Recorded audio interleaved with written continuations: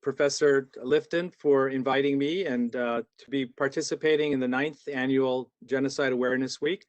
As he mentioned, I have been coming to these now for 9 years, and it's always been very nice because I've been able to bring other guests with us and to talk about the Armenian genocide and various aspects of it. I also want to thank, again, the support of the St. Apgar Armenian Apostolic Church and Father Berberian for their support of Genocide Awareness Week. For this presentation today, I'm going to be sharing a PowerPoint, and the purpose of my presentation today is not to just simply talk about the historical aspects of the Armenian genocide. I'd like to also introduce today the political aspects, but not even to concentrate on that, but really to talk about the question of the continuity of genocide. So how genocide is part of the continuity from its beginnings in 1915 until today. So at the end of the last half of my presentation is actually about how genocide today is still a problem for the Armenians. So I'd like to share my screen with you, and we'll be talking about it. So first of all, again, the main presentation will be about continuity and the effects of the genocide, 1915 to the present. I will be giving you a little bit of discussion about history, but so what my point is that genocide can be looked at from different facets. It can be looked at as a historical problem. So the study of the events, what happened, why it happened, who was responsible, how it was organized, many other questions.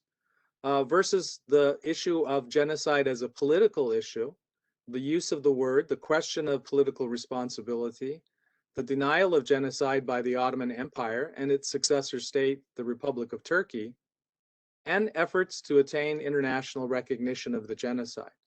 So my argument is that history is one place, but then the interpretation of those events is really the point of dispute today in the arena of politics. But today I also want to talk about the human impact. And I don't want us to forget that the continued denial of the genocide and the rise of pan-Turkism, an ideology, once again threatens the Armenian people. And that's the continuity of the genocide that I'll be talking about. Just a little bit of the history. Western Armenia, the part that you see on the map that says historic Armenia, that was in the Ottoman Empire. So the Turkey and the Ottoman Empire is the green area. Since the 16th century, a large number of Armenians lived in that territory. And before 1914, before the outbreak of World War I, there were approximately 2.2 million Armenians living in the Ottoman Empire. That was only one part of the historical part of Armenia in history.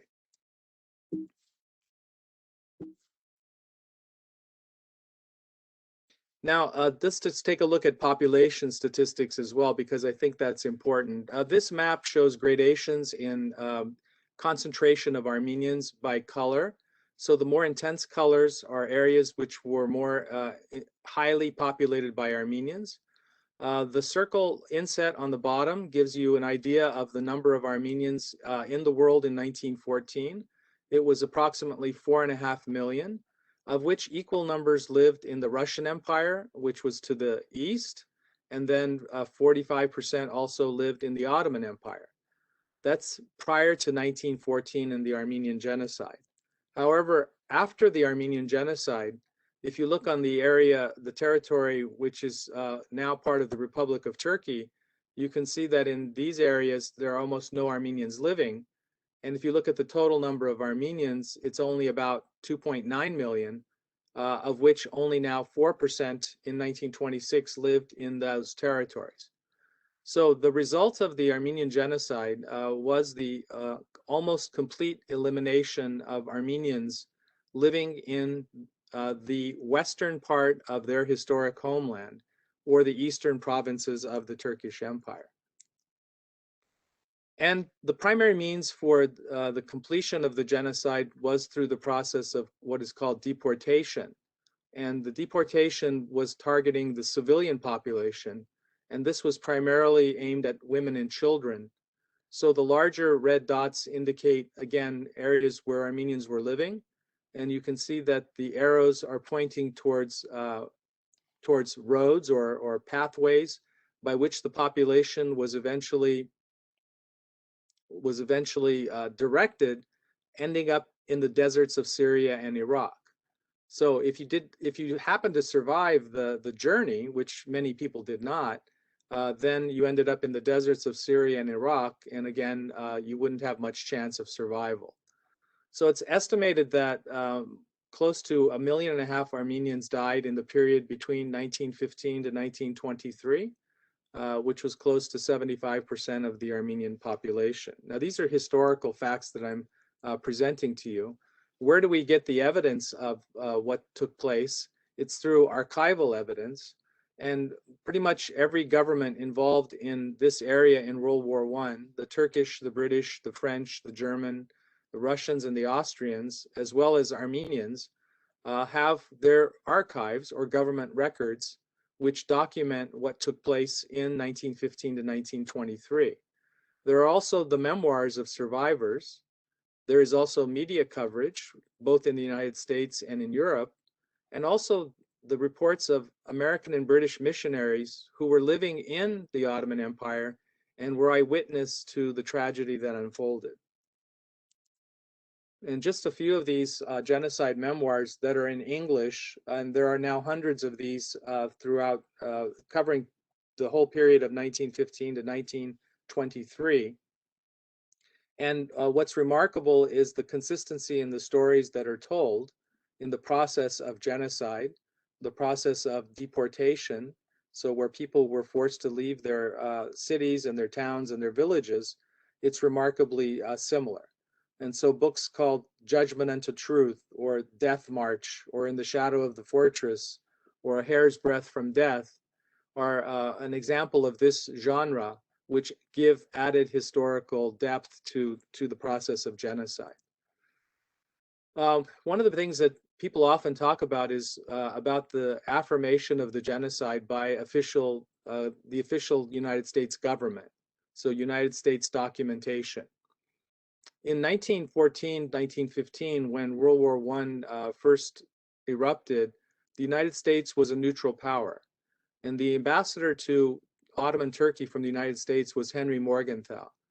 Henry Morgenthau was intimately aware of and had conversations with leaders in the Ottoman Empire in 1915, 1916.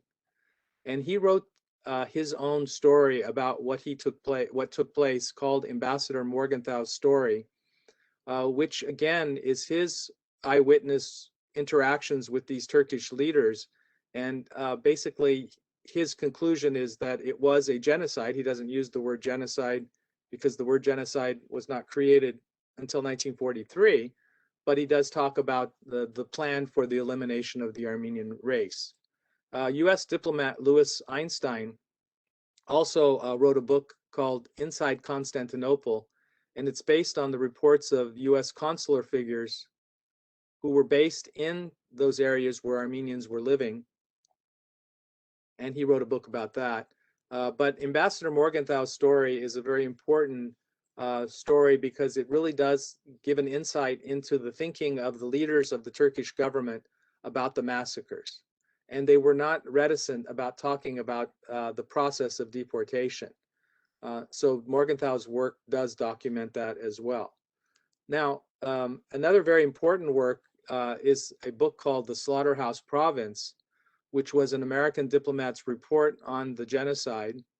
And the official is United States Consul Leslie Davis. He was based in Harpert, a major city in eastern Turkey, and he reported on his eyewitness accounts, and he sent many reports and circulars to the ambassador in Constantinople documenting what took place in this period. Now, there are a lot of new titles and genocide research that is taking place. So there is voluminous documentation of the Armenian genocide. So when I talk about it as a historical event, I don't think that we can look at it other than to say that it was a genocide. Two new important works are one by Dr. Umit Kurt, who is a young scholar that graduated from Clark University in genocide studies. He just published a new book called The Armenians of Aintab, The Economics of Genocide in an Ottoman Province. This book was published by Harvard University. And Dr. Kurt, in his work, documents the specifics of the genocide in one particular province. So he conducts what we would call as a micro-history. And the micro-history then gives us an insight into the actions of local Turks, local leaders in each province, rather than just looking at what was taking place in a larger area of the whole Ottoman Empire. A new work also just published means just last month, is by Dr. Khachik Muradian, called The Resistance Network, The Armenian Genocide and Humanitarianism in Ottoman Syria, 1915 to 1918. And his book documents earlier what I was mentioning to you about the death camps, the deportation, and how Armenians tried to organize resistance to the plan for deportation, meaning that in the areas where the Armenians were sent, especially to Aleppo and then later to Deir Zor, there were a series of camps in which Armenians were organizing their resistance. These are two modern, just recent works. Probably one of the really most important overall works on the Armenian genocide in English is The Complete History, The Armenian Genocide by Dr. Raymond Kevorkian, which gives a detailed, documented story of the Armenian genocide. And then Dr. Richard Hovhannisyan, who for more than 40 years was professor of Armenian studies and history at UCLA, is the author and editor of multiple volumes on the Armenian genocide. And I just show you one of these today. But there are many, many scholars who have in the last 20 years, again, produced a vast amount of documentation for the Armenian genocide. For the Armenians, one way to memorialize the genocide is through the building of monuments. Earlier in my introduction, Professor Lifton talked about the Armenian genocide monuments, both at Scottsdale Community College and at California State University, Fresno. But in 1967, right after the 50th anniversary of the Armenian genocide, the Armenian government in the Republic of Armenia, which was then part of the Soviet Union, constructed the Armenian Genocide Monument, which is today the primary area for the commemoration of the Armenian genocide. Because memory is so important, especially when today the Turkish government is trying to deny the occurrence of the Armenian genocide. Now, associated with the monument is the Armenian Genocide Institute, which is now a premier institute for the study of the genocide. And every April 24th, which is the day of commemoration of the Armenian genocide, people from throughout the country come to the monument and place flowers around the eternal flame of the Armenian genocide. April 24th is the day of commemoration because that was the day in which the Turkish government, April 24th, 1915, the Turkish government arrested more than 200 Armenian leaders in the capital and exiled them to their eventual death. Most of them died on the exile route. Some few of them happened to survive and were able to survive, but it is today considered the commemoration day of the genocide. And for Armenians then, this Genocide Awareness Week at Scottsdale Community College is particularly an appropriate commemoration. Let's talk a little bit now about the political aspect of the genocide. And my argument is that the continued denial of the Armenian genocide equals actually a continuation of the genocide, but in a different fashion. The Republic of Turkey today is the successor state to the Ottoman Empire. It was established in 1923, but has continued to deny the Armenian genocide since its inception.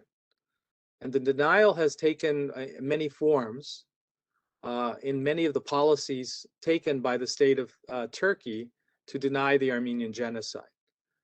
So denial of genocide is in an attempt to erase the historical record, and that is what the Republic of Turkey has been engaged in actively since the period of 1923.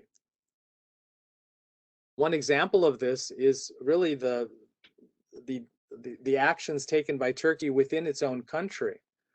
In 2008, Turkey passed a law which was called Article 301 of the Penal Code. And quote, it says, a person who publicly denigrates the Turkish nation or the state of the Turkish Republic or the Grand Assembly of Turkey, etc., shall be punishable by imprisonment from 6 months to 2 years. This was an attempt to muzzle free speech in Turkey, especially regarding the Armenian genocide. Several high-profile cases were brought under this law, including Nobel Prize-winning author Orhan Pamuk and novelist Elif Shafak, and their alleged crime was to simply mention the killings of Armenians. Eventually, their cases were dropped, but more than 60 cases have been brought to the court since then. But it's one example, one dimension of the denial of genocide. So the counter to denial of the genocide then became, on the Armenian part, the efforts towards recognition of the Armenian genocide, and that's the political dimension of the genocide. For Armenians, this became an active issue already by 1983 and 1985, and Armenians throughout the world began to lobby their governments to affirm the Armenian genocide. So again, this is a counter-reaction to the denial of the Armenian genocide. As I mentioned already, the genocide has been documented, recognized, affirmed in the form of media and eyewitness reports, laws, resolutions, statements by many states, including 49 states in the United States that have recognized the genocide, and by international organizations. There are many countries which have already affirmed the genocide, and I didn't list them all, but it includes places like Sweden, Chile, Argentina, Canada, and Poland. However, efforts for genocide recognition have primarily focused here in the United States and in France. And in October of I put 1919, it should be 2019, the United States House of Representatives passed a resolution, 296. They passed it by a vote of 405 to 11, so that's pretty overwhelming.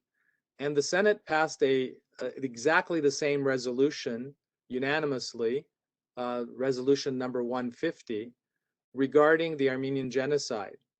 And I'm going to read this because I think it is important in what we're doing with Genocide Awareness Week. Resolved that it is the sense of the Senate that it is the policy of the United States, 1, to commemorate the Armenian genocide through official recognition and remembrance, 2, to reject efforts to enlist, engage, or otherwise associate the United States government with denial of the Armenian genocide or any other genocide, and number 3, to encourage education and public understanding of the facts of the genocide, including the role of the United States in humanitarian relief efforts and the relevance of the Armenian genocide to modern-day crimes against humanity. I think this is an important affirmation that our government did in regards to the Armenian genocide, because it really is saying that they also reject and should reject denial of the Armenian genocide. In just a few days, on April 24th, it is the custom of the President of the United States to publicly come out with a statement about what happened in 1915. And most previous presidents have refused to use the word genocide. And we're going to see if President Biden will use the word genocide in his statement, because he promised to do so when he was a candidate. Now, my last part of what I'd like to talk about today is about the long-term human impact of the genocide. And I'm going to talk about today's descendants of the Armenian genocide survivors who live under the shadow of the genocide. So many people ask, well, why do you keep wanting to affirm the genocide, or why do you want to keep bringing up old history or history? And the reason is because if we don't do that, if everyone doesn't do that, not only Armenians, but in all cases of genocide, Holocaust, and other examples, then there's the very good possibility that those genocides could occur again. And in fact, the Armenians of Armenia and Artsakh are continuously threatened. Artsakh, I'll explain in just a moment. Because Armenians are still being threatened today, 2021, by the Republic of Turkey and also now by the Republic of Azerbaijan. And why are these two countries so important? Because today the modern country of Armenia has on its western border the country of Turkey, and on its eastern border the Republic of Azerbaijan. And so if these two republics are threatening Armenia, then Armenia itself is once again being threatened with genocide. What's my evidence for this? How do we know about this? Well, let's take a look at the words of the leaders of both Turkey and Azerbaijan. And let's start with President Erdogan of Turkey. Just a few months ago, in December of 2020, he made a statement in Azerbaijan that said the following: "Today may the souls of Nuri Pasha, Enver Pasha, and the brave soldiers of the Caucasian Islamic Army be happy." He's referring to the Ottoman armies that invaded the Caucasus during World War I. Well, who are these people, Nuri Pasha, Enver Pasha? Enver was one of the Ottoman minister of war during World War I and one of the chief architects of the genocide. So can you imagine the president of Turkey is praising one of the chief architects of the Armenian genocide? What kind of message is that he's sending? Nuri Pasha was Enver's brother, and he had led the Turkish army which occupied Baku in 1918 and massacred more than 10,000 Armenian civilians living there. A few years earlier, in 2009, the same President Erdogan said the deportations of Armenians by the Ottoman Empire in the early 20th century was quote unquote reasonable at the time. So genocide was reasonable. The deportation of Armenians was reasonable. And talking about the recent Armenian-Azerbaijani conflict, he says, "We will continue to fulfill this mission which our grandfathers had carried out for centuries in the Caucasian, in the Caucasus again." And the reference then would be, of course, to World War I, and that is a reference, of course, to the genocide. President Erdogan has repeatedly also used the formula of two states, one nation in tying together Turkey and Azerbaijan. So that's Armenia's neighbor to the west. To the east, it's Azerbaijan and the president Ilham Aliyev, who just recently and in the last year and several years has made repeated claims. The first claim that large parts of Armenia's territories are Azerbaijan's historic lands, vowing to return them. He has said to the effect that the capital of Armenia, Yerevan, is actually part of historic Azerbaijan. Now, if you're living in Armenia, that would be considered to be a threat if a neighboring country is going to say that your territory is part of their historic lands. Yerevan is our historic land, and we Azerbaijanis must return to these historical lands, President Aliyev said at a congress of his new Azerbaijan party just 2 months ago. At a military parade in Baku dedicated to the victory in Artsakh, Karabakh, President Aliyev called the capital of Armenia, Yerevan, as well as the Zangezur Sunik region and Sevan, the historical lands of Azerbaijan. So his provocative statements have caused an extremely negative reaction, obviously, among the Armenian public, not only in Armenia, but throughout the world, and also raises questions about the intentions of both Azerbaijan and Turkey towards Armenia and Armenians. And my take on this is that these are sort of reiterations of pan-Turkish ideology. And Pan-Turkism was the ideology which was undercausing or underlying the Armenian genocide of 1915. So denial of the genocide has led to the continuation of threats against Armenians today. One other aspect of genocide is the cultural genocide. The word genocide, which was coined by Raphael Lemkin in 1943, not only refers to the physical extermination of a national or religious group, but also its national, spiritual, and cultural destruction. So even if Turkey says, well, we didn't do the genocide, we didn't commit genocide, and Azerbaijan says, you know, we haven't done anything, why is it that both of these countries have, in the past few years and historically, targeted Armenian cultural monuments for extermination, that is, destruction? That can only mean that it is one part of their policy of genocide. I'm going to give you some examples of that today. So the destruction of these historical, religious, or cultural monuments, in the case that I'm going to be showing you, churches, is an integral part of modern genocides. And we can look at this across the world. We don't have to just look at the Armenian example. So what's the goal?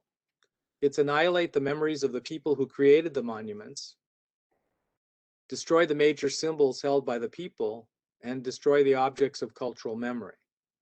So if the only thing left in many areas of Turkey where Armenians once lived is the cultural monuments, then by the elimination of those monuments, you help to complete the genocide.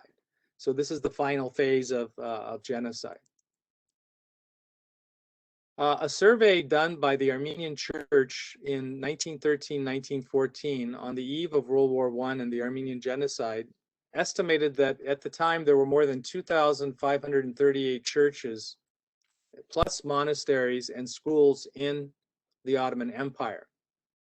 Today, outside of Istanbul, there are only 6 functioning churches, Armenian churches, in the rest of Turkey. So from 2,538 to 6 tells us something about the attitude of the government towards the Armenian people. Today, there are fewer than 50,000 Armenians left living in Turkey, most of them concentrated in the capital of Istanbul. Now, I'm going to show you a few examples of 20th century cultural genocide. On the left, you see a black and white photo of a cluster of churches called the Monastery of Khizgonk, built between the 7th and 13th century. It actually had at one time 5 churches. On the picture in the right, after 1966, you can see that 4 of the churches were completely demolished by the Turkish government. This had to be intentional because the churches were destroyed with dynamite, because these churches don't just fall apart completely by themselves. And the question has to be asked then, why after 1966, if there's no genocide, why is the Turkish government still continuing to do that? This is the monastery of Arakelots, the Holy Apostles, on the left, circa 1900, and then what's left of it in 2000, and you can see almost nothing is left of this monastery. Now that's the Republic of Turkey in the 20th century. These are only 2 of multiple examples that I could show you. Now let's move to Azerbaijan and the destruction of Armenian khachkars, or cross stones. In 2005, Azerbaijani authorities destroyed the Armenian cemetery of Julfa, which is found in the area called Nakhichevan, which contained historic Armenian khachkars, and they also began the demolition of several Armenian monuments in Nakhichevan. Khachkars, cross stones, are considered to be unique Armenian cultural monuments with both religious and spiritual meaning. So in an unprecedented act of vandalism, thousands of these khachkars, or cross stones, were leveled with the help of heavy equipment between 2003 and 2006. How do we know about it? Well, it was documented.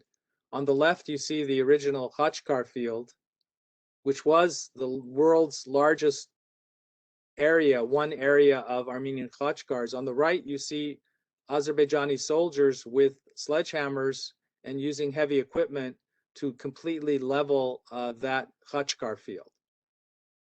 Why was that done in 2003 to 2006? The only answer could be that this is a part of the cultural genocide targeting Armenians today. In 2020, a war broke out between Azerbaijan, aided by Turkey. It's called the Artsakh War, between September 27th and November 9th, 2020. I'm not going to go into the details of all of the events, but you can ask questions at the end. But I am going to tell you that, again, the Republic of Azerbaijan, aided by Turkey, attacked the Republic of Artsakh. Turkey also sent Syrian revolutionaries, jihadists, to assist in that war effort, and they used the extensive use of drones. Now, this war of 2020 is by extension part of the plan to eliminate Armenians from their historic homeland. It included indiscriminate bombing of civilian targets, targeting of hospitals and churches, and the use of force to resolve this territorial dispute. So this constitutes human rights violations, which of course, as part of any genocide, there are going to be multiple human rights violations. And I'm giving you some examples of what constitute these violations. This is all regarding the 2020 war. The refusal by Azerbaijan to return Armenian prisoners of war. They're still holding hundreds of Armenian prisoners of war. They have used acts of violence against Armenians, especially attacking civilian neighborhoods in Artsakh, non-combatant areas, targeting again of cultural monuments, and the use of illegal armaments, cluster bombs against civilians, and also phosphorus bombs, which were used to actually burn down forests in the area of Artsakh.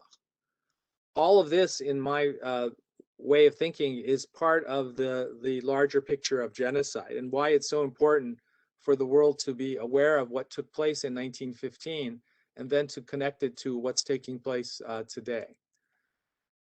It's even so far as that the United Nations Security Council in 2021 had said that there should be no warfare at a time when there's going to, this actually should be 2020. There should be no wars at a time when there's going to be this COVID pandemic, which is affecting the whole world. This did not stop Azerbaijan from attacking Artsakh in 2020. And I'm going to give you a few examples of the cultural desecration. The beautiful church of Ghazanjetsot's Cathedral. This was the headquarters of the Armenian prelacy in Artsakh in the city of Shushi. Was built originally in 1888.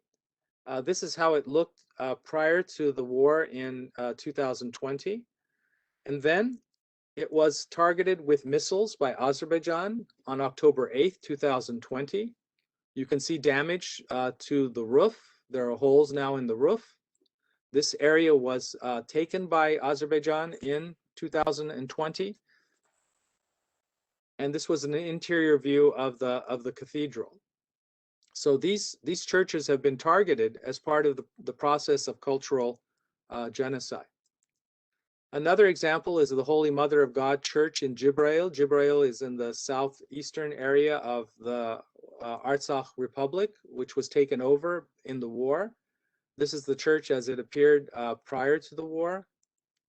On the bottom, the BBC reported that in March of 2021, the church was completely razed to the ground. In the bottom picture, you don't see any church any longer.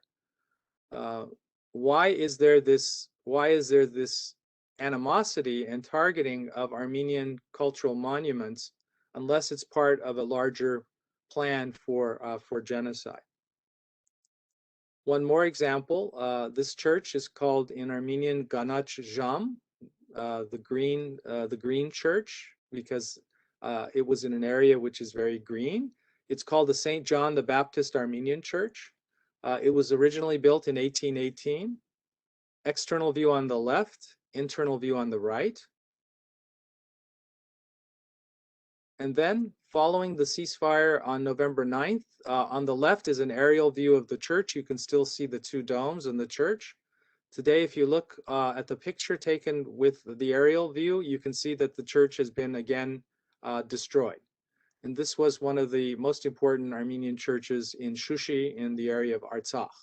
Again, part of the cultural destruction.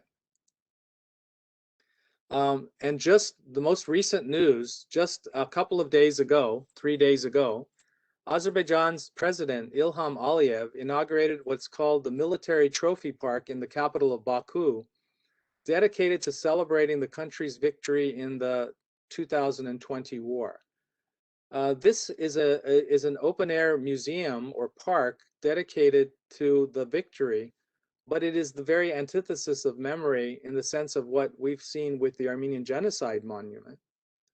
The Ombudsman of Armenia, Arman Tatoyan, said the park was, quote, proof of genocidal policy that clearly confirms institutional hatred towards Armenians in Azerbaijan.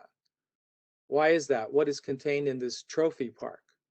Well, there are helmets displayed of Armenians killed during the conflict, as well as something quite grotesque, which is cartoonish sort of wax mannequins of the Armenian servicemen who were killed in the war, and it reinforces this very degrading stereotype of Armenians.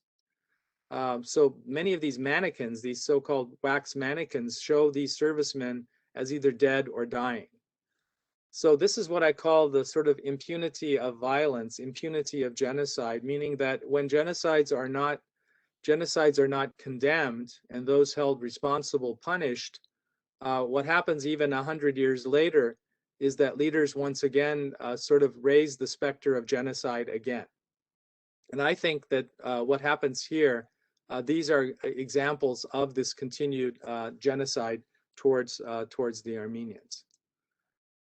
So to conclude today, the Armenian genocide of 1915 is really not ended. I don't think it really has ended. I think the failure by the world to hold Ottoman Turkey and later the Republic of Turkey responsible for the genocide has really perpetuated the possibility of genocide today. This is part of the Republic of Turkey's continued denial and cultural destruction. So by them continuing to deny the genocide and by the cultural destruction, why continue to target Armenian cultural monuments? It can only be the process of genocide once again. And today, the Republic of Azerbaijan has also adopted a policy which is aimed at eliminating the Armenians within the territory of Artsakh or Karabakh, and ultimately aimed in their rhetoric towards the Armenians of Armenia. So we are living in a very dangerous period. This is a period when we do need awareness of the genocide. I'm very thankful for the forum that we have in the Genocide Awareness Week.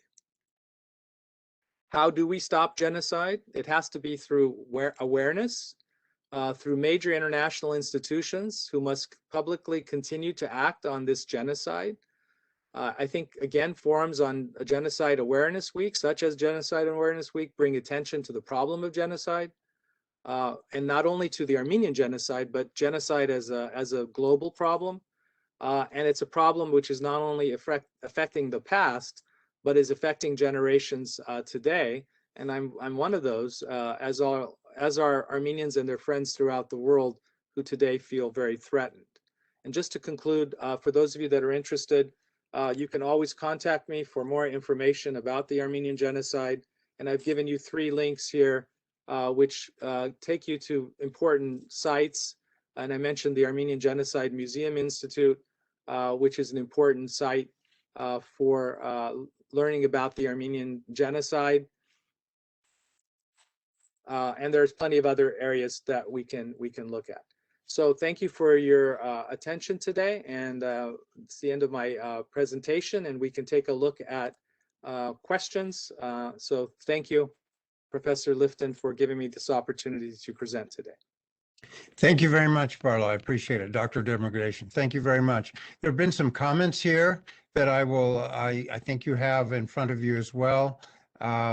One person has said that until it is recognized, it will never end. Another person has said that there is a book from the University of Minnesota by Joachim Savelsberg, which has just been published from University of California Press. And apparently it's available for free. And it's called Knowing About Genocide, Armenian Suffering and Epistemic Struggles. So that one is available for free to everyone. Actually, let me just say on that book that the Society for Armenian Studies is co-sponsoring a presentation by Dr. Salvesberg, and the book is actually is an online book, so you can actually just go to the site that would be provided, and if anybody's interested, they can email me and I'll give them the link. Okay, please send me that too, and I'll disseminate that as well. Thank you.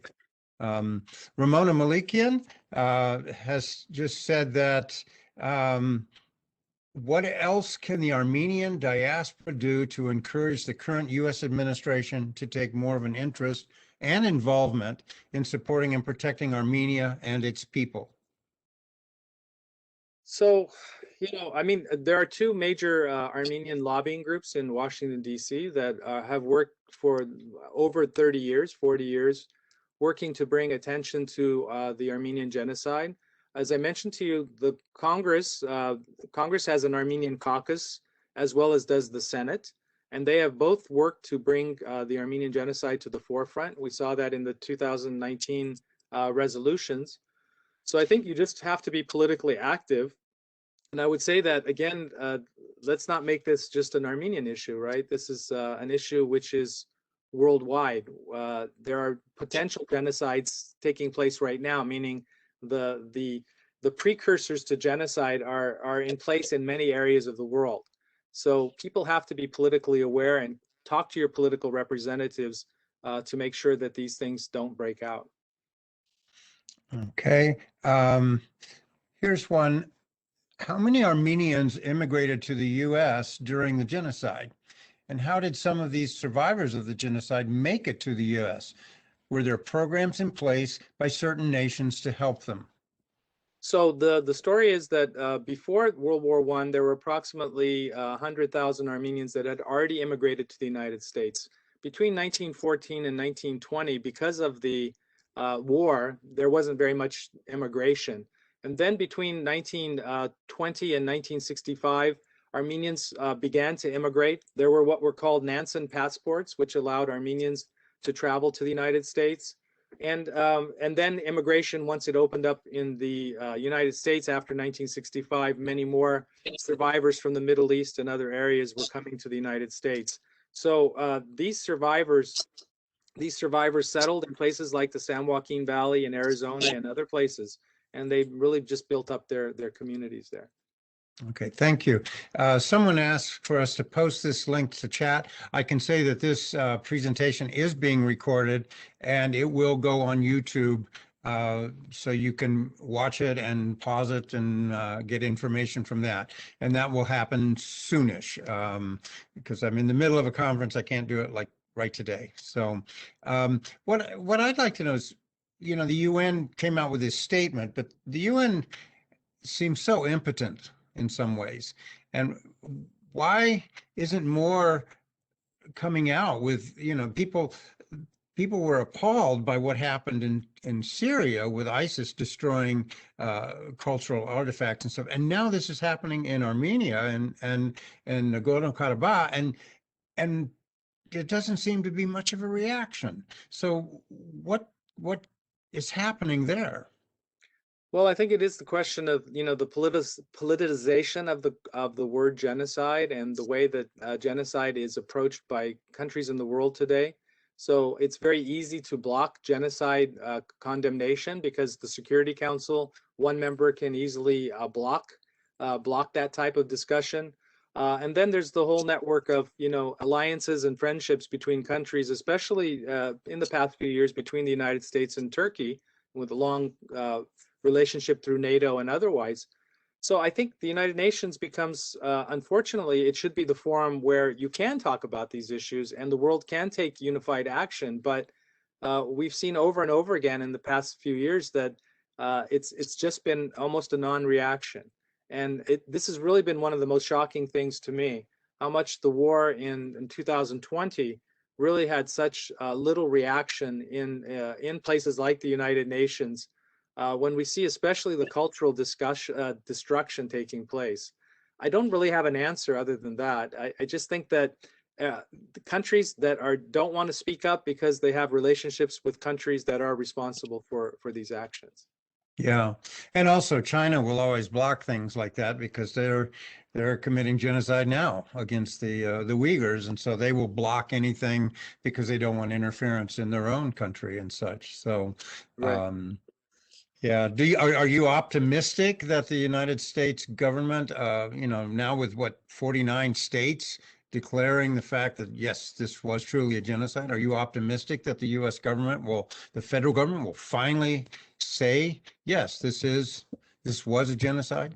Well, I think the resolutions that the House and the Senate passed are a form of affirmation. If I'm waiting for a president of the United States to use the word genocide, I'm probably not so optimistic. I am a little bit more optimistic with President Biden, but let's see. We'll just see in a few days whether he will do it. But I think certainly the level of awareness is at a very high level of what happened. But certainly the United States knows the historical record because our diplomats have talked about it in the past, as well as previous presidents. Right. Okay.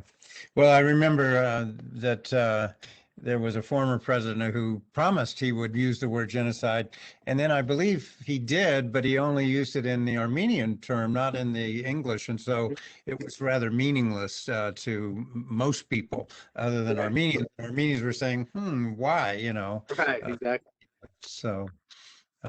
But well, I want to thank you very much for doing this. This is so important that we remind people every year that it truly was a genocide, so something hopefully can be done. And thank you very much. And I look forward to working with you again at Genocide Awareness Week 10 and future genocides. I also want to repeat my thanks very much to Father Sarbakian and the St. Apgar Apostolic Armenian Church, because they have been extremely generous and supportive for the last 9 years. And I look forward to working with them again at ASU. And speaking of ASU, I'm going to now let Dr. Jason Bruner from ASU, a colleague of mine, make a really important announcement that everyone should be aware of. All right. Yeah, thank you, John, and thank you especially to Professor Mugrdechian for that presentation. And I want to thank you all for participating in the Genocide Awareness Week this year. And I want to let you know that in 2022, Genocide Awareness Week will be moving to Arizona State University and will become a joint project with Northern Arizona University and the University of Arizona. So we hope to see you in April 2022 at ASU as we continue our commitment to education about the Holocaust and other genocides. Thank you again for your interest and continued support. Thank you, Dr. Bruner. I appreciate that very much. For the remainder of today, ladies and gentlemen, in a half an hour, we have Dr. Eva Schaller is going to be presenting on Holocaust by the bullets. As all of us know, there were 6 million Jews murdered by Nazis and their collaborators during World War II. But most people think of it as being systematic in a camp where there were gas chambers and cremations. And whereas the first third, 2 million people, were murdered by execution. And she's going to talk about that because it's an important aspect of the Holocaust that has been kind of glossed over or forgotten about until recently. Later on this evening, we have at 6 o'clock Pacific Standard Time, Dr. Wendy Lauer, who's going to be discussing her new book, The Ravine, in which she talks about the Holocaust by the bullets as well, and her research into a particular photograph to find out who the perpetrators were and the story behind that. So very important information that I think all of you will find most enlightening. Tomorrow on Friday, we have the presentation by Oscar Knoblau will be is already up, and so but a lot of people will be checking in at 9 o'clock to watch that through Vimeo, and then in the afternoon there's a panel with ASU, and on Saturday there's the educators workshop again that is being done by Kim Klett, and so that will be available to educators who want to get faculty professional growth and such. If anyone has any other questions for Dr. Mugrdechian, feel free to email him. He'll be happy to respond. He's a very busy man, but it's always amazing how he responds very quickly to anyone's questions and such.